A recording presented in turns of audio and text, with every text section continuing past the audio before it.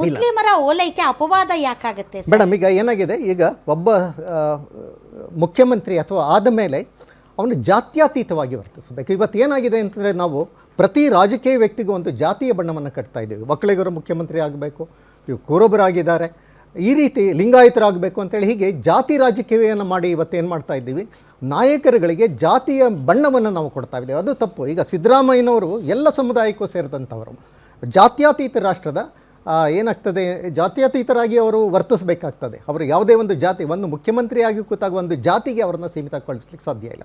ಆಮೇಲೆ ಈಗ ಅಹಿಂದ ಅಂತ ಏನಾಗಿದೆ ಅಂತಂದರೆ, ಇವತ್ತು ಎಲ್ಲ ಜನಾಂಗಗಳಲ್ಲೂ ಕೂಡ ಹಿಂದುಳಿದವರಿದ್ದಾರೆ. ಕೇವಲ ಅಹಿಂದ ಯಾರು ಅಲ್ಪಸಂಖ್ಯಾತರು, ಹಿಂದುಳಿದ ವರ್ಗದವರಲ್ಲ, ಈವನ್ ಮುಂದುಳಿದ ವರ್ಗದವರು, ಬ್ರಾಹ್ಮಣರು ಇರ್ಬೋದು, ವೀರಶೈವರು ಅಥವಾ ಲಿಂಗಾಯತರು ಇರ್ಬೋದು, ಎಲ್ಲ ವರ್ಗಗಳಲ್ಲಿ ಕೇವಲ ಆರ್ಥಿಕವಾಗಿ ಹಿಂದುಳಿದವರಲ್ಲ ಅಲ್ಲ.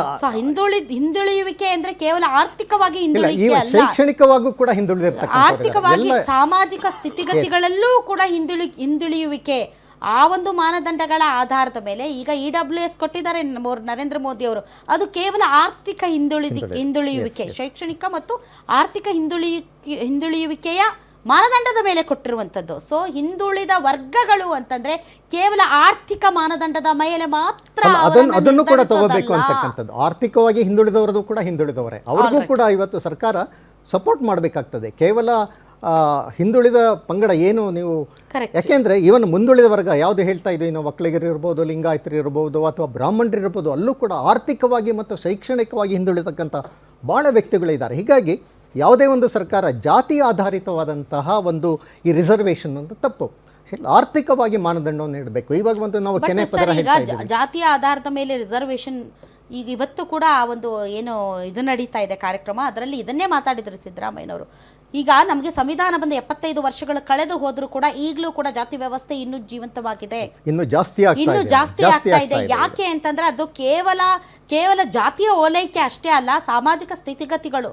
ನೀನು ಒಬ್ಬ ದಲಿತ ಸಮುದಾಯದಲ್ಲಿ ಹುಟ್ಟಿ ಅತಿ ದೊಡ್ಡ ಶ್ರೀಮಂತನಾದವನಿಗೆ ತಲೆಬಾಗೋದಿಲ್ಲ, ಆದರೆ ನೀನು ಮೇಲ್ಜಾತಿಯಲ್ಲಿ ಹುಟ್ಟಿದಂಥ ಒಬ್ಬ ವ್ಯಕ್ತಿ ಎಷ್ಟೇ ಕಡುಬನಾದರೂ, ಎಷ್ಟೇ ಅಶಿಕ್ಷಿತನಾದರೂ ಆತನಿಗೆ ಸಲಾಂ ಹೊಡೆಯುತ್ತೆ ಸಮಾಜ.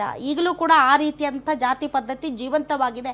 ಅದನ್ನು ನಾವು ಹೊಡೆದೋಡಿಸೋದಕ್ಕೆ ಆಗ್ತಾ ಇಲ್ಲ ಅನ್ನೋ ಮಾತನ್ನು ಇವತ್ತು ಸಿದ್ದರಾಮಯ್ಯನವರು ಹೇಳಿದ್ದಾರೆ.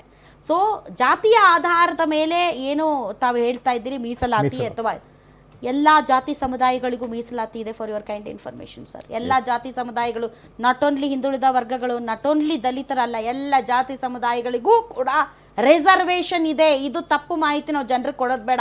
ಕೇವಲ ದಲಿತರಿಗೆ ಮಾತ್ರ, SC STಗೆ ಮಾತ್ರ ರಿಸರ್ವೇಷನ್ ಇದೆ ಅನ್ನುವಂಥ ಒಂದು ತಪ್ಪು ಕಲ್ಪನೆ ಇದೆ. ಎಲ್ಲ ಜಾತಿ ಸಮುದಾಯಗಳಿಗೂ ರಿಸರ್ವೇಷನ್ ಇದೆ.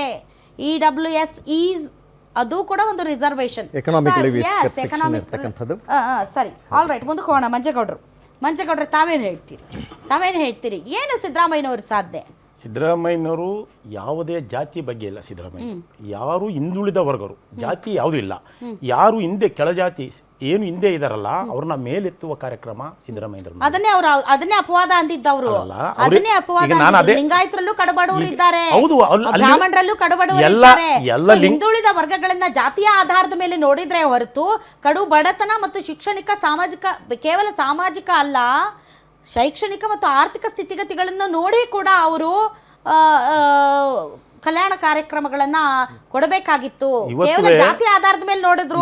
ಇವತ್ತು ಅವ್ರ ಹತ್ರ ನೀವು ಹೋಗಿ ಹತ್ರ ನಿಂತ್ಕೊಂಡ್ರೆ ಯಾವ ಜಾತಿ ಅನ್ನೋದು ಅವ್ರಿಗೆ ಇಲ್ವೇ ಇಲ್ಲ. ಅವ್ರಿಗೆ ಜಾತಿ ಅನ್ನೋದು ಯಾವ ಜಾತಿ ನಡೆಯೋ ಆಚರಿಕೆ ಅಂತಾರೆ. ಜಾತಿ ಇಲ್ಲದ ಮುಖ್ಯಮಂತ್ರಿ ಅಂದ್ರೆ ಸಿದ್ದರಾಮಯ್ಯ. ಬೇರೆ ನಾನು ನೋಡಿದೀವಿ ಹತ್ರದಿಂದ. ನಾನು ಕುರುಬ ಸಮಾಜ, ಇನ್ನೊಬ್ಬ ಗೌಡ್ರ ಸಮಾಜ, ಇನ್ನೊಂದು ಲಿಂಗಾಯತರ ಸಮಾಜ ಅನ್ನೋದಕ್ಕಿಂತ ಇವರು ಸಿದ್ದರಾಮಯ್ಯನವರು ಇವತ್ತು ಏನು 7 ವರ್ಷ ಕಳೆದ ಬಾರಿ ಅವರು ಮುಖ್ಯಮಂತ್ರಿ ಆಗಿದ್ದಾಗ ಒಬ್ಬ ಕುರುಬ ಸಮುದಾಯದವ್ರನ್ನು ಮಂತ್ರಿ ಮಾಡಲಿಲ್ಲ. ಆಮೇಲೆ ಕೊನೆಗೆ ಬಹಳ ವಿರೋಧ ವ್ಯಕ್ತ ಆದ್ಮೇಲೆ ರೇವಣ್ಣ ಅವ್ರನ್ನು ಲಾಸ್ಟ್ ಅಲ್ಲಿ KSRTC ಮಂತ್ರಿ ಮಾಡಿದ್ರು ರೇವಣ್ಣನ. ಮತ್ತೆ ಇನ್ನೊಬ್ಬರನ್ನ HY ಇದುವರೆಗೆ ಸಮಾಜದಲ್ಲಿ ಯಾರನ್ನೂ ಹತ್ರ ಕೂಡ್ಕೊಳ್ಳಲ್ಲ. ಸಮಾಜ ಅಂತ ಹೇಳಿದ್ರೆ ಯಾರು ಹಿಂದೆ ಉಳಿದಾರೆ, ಯಾರು ಅಂದ್ರೆ ಶೋಷಣೆಗೆ ಒಳಗಾಗಿರೋರು, ಯಾವ್ರವ್ರ ಮೇಲೆ ಎತ್ತುವ ಕೆಲಸ ಸಿದ್ದರಾಮಯ್ಯ ಮಾಡ್ತಾ ಇದ್ದಾರೆ. ಆಮೇಲೆ ಯಾವ ಜಾತಿಯನ್ನು ಬಂದಿದ್ದಕ್ಕೆ ಅವನ್ನ ಕರ್ಕೊಂಬಂದು ಕುಡಿಸ್ಕೊಳ್ಳಲ್ಲ. ಹೇಳ್ತಾರೆ ಯಾವ ಮುಸ್ಲಿಮರು, ಹಿಂದುಳಿದ ವರ್ಗರು, ಮುಸ್ಲಿಮರು, ಕುರುಬರು, ದಲಿತರು, ಮತ್ತೊಬ್ರು ಮಗದೊಬ್ರು ಯಾರು ಇಲ್ಲ. ಇವತ್ತೇನಾರ ಸಿದ್ದರಾಮಯ್ಯನವರ ಬಗ್ಗೆ ಯಾರಾದರೂ ಮಾತಾಡ್ಬೇಕು, ಇಂಥ ರಾಜಕಾರಣಿ ನಾವೇನಾರ್ಬೇಕು, ಅವ್ರ ಮುಂದಿನ ಪಾಠ ನಾವು ಕಲಿಬೇಕು. ಯಾವುದೇ ರಾಜಕಾರಣಿಗಳಾಗಿರಲಿ, ನಾನು ದಳದಾರ ಆಗಿರಲಿ, BJP ಆಗಿರಲಿ, ಇಂಥ ರಾಜಕಾರಣಿನ ಇನ್ನೂ ನಮಗೆ ಯಾವುದೋ ಒಂದು ಲೆಸನ್ ಥರ ಬರಬೇಕು ಮುಂದೆ. ಈ ಥರ ಸಿದ್ದರಾಮಯ್ಯನವ್ರನ್ನ ಬಗ್ಗೆ ಯಾರಾದ್ರೂ ಯಾವ ಒಬ್ಬ ಜಾತಿನೂ ಸಹ ಮಾತಾಡೋಂಗಿಲ್ಲ. ಇಂಥ ಒಂದು ಬಡವ ಜನಗೆ ಇವತ್ತು ಏನು 5 ಗ್ಯಾರಂಟಿ ಕೊಟ್ಟಿದ್ದಾರೆ. ಮುಂದಿನ ದಿನದಲ್ಲಿ ಇನ್ನೂ ಒಂದು 2 ವರ್ಷ ಭಾಳ ಒಳ್ಳೆ ಕೆಲಸ ಮಾಡೋಕ್ಕೆ ಸಿದ್ದರಾಮಯ್ಯ ಇದ್ದಾರೆ, ಇರ್ತಾರಾ? ಖಂಡಿತ ಇರ್ತಾರೆ. ಸಿದ್ದರಾಮಯ್ಯನ ಬಗ್ಗೆ ಯಾರೂ ಮಾತಾಡೋ ಪ್ರಶ್ನೆನೇ ಇಲ್ಲ. 5 ವರ್ಷ ಅವರು ಮುಖ್ಯಮಂತ್ರಿ ಆಗಿ ಪೂರೈಸ್ತಾರೆ. ಹೇಳಿ ಸಾಧನೆಗಳು ಹೇಳಿ ಸರ್. ಸಾಧನೆ ನೀವು ಕಣ್ಣಿಗೆ ಕಾಣ್ತಾ ಇದ್ದೀವಿ ನೀವೆಲ್ಲ.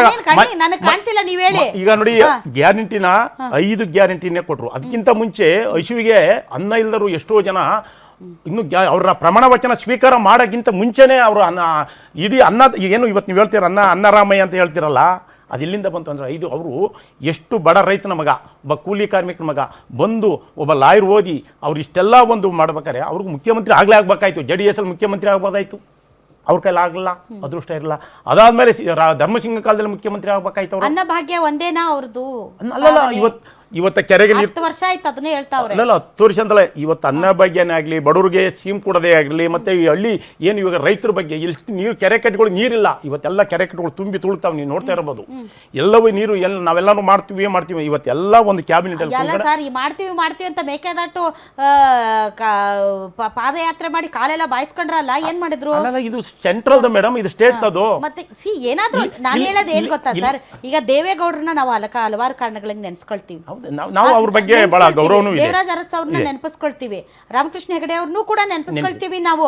ಅದೇ ರೀತಿ ಸಿದ್ದರಾಮಯ್ಯನವರು ಐ ಡೂ ಅಗ್ರಿ, ಹಸಿದ ಹೊಟ್ಟೆಯಲ್ಲಿ ಯಾವೊಬ್ಬ ಕನ್ನಡ ನಾಡಿನ ಜನ ಮಲ್ಕೊಳ್ಬಾರ್ದು ಅಂತ ಏನು ಅನ್ನಭಾಗ್ಯ ತಂದ್ರು, one of the best program. ಅದರಲ್ಲಿ 2 ಮಾತಿಲ್ಲ, ಬರೀ ಅನ್ನಭಾಗ್ಯನೇ ಇಟ್ಕೊಂಡು ಎಷ್ಟು ದಿನ ಅತಿ ಹೆಚ್ಚು ಕಾಲ ಆಳ್ವಿಕೆ ನಡೆಸಿದ ಮುಖ್ಯಮಂತ್ರಿ ಸಿದ್ದರಾಮಯ್ಯನವರು ಸಾಧನೆ ಪಟ್ಟಿಯಲ್ಲಿ ಒಂದು 10-15 ಇರಬೇಕು ಮೇಡಮ್. ಈಗ ನಾವು ಇದು ಹೇಳೋದಲ್ಲ 10-15 ಅಲ್ಲ, 50-100